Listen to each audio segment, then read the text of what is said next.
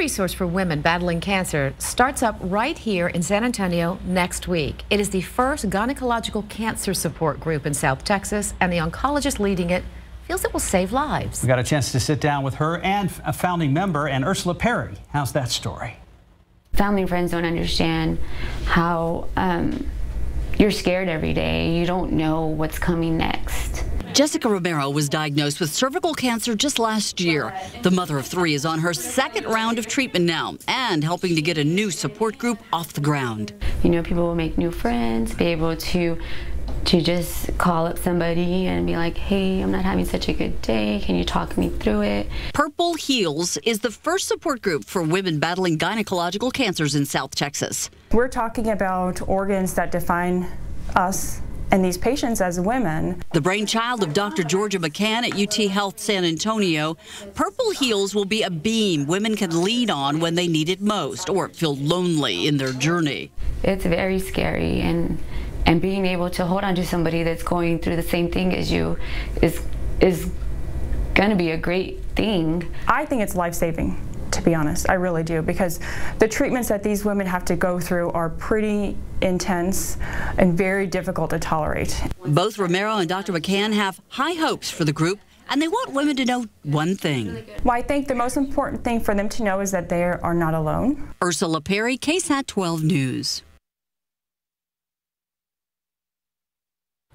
Producer Ellie is here. Sorry, we turning your mic on. Yeah. Oh, that would help. Yeah, okay, we got it. Okay, we're good. Yep.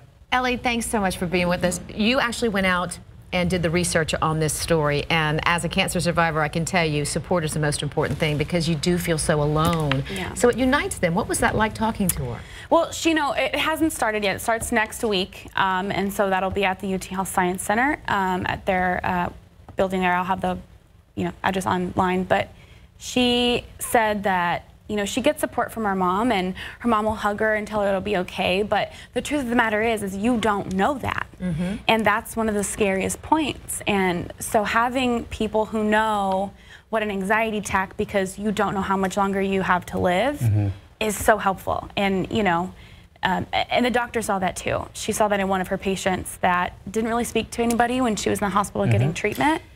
And she walked in and saw that her patient had made a friend in the chemotherapy lab, and it was the first time she saw her speak to another person or smile, and that's when she realized that she needed a group like this. And another really great thing about support groups is when you're dealing with people who love you, family members, as a cancer patient, you have a feeling of wanting to make them not worry about you, right. And you want to take care of their emotions.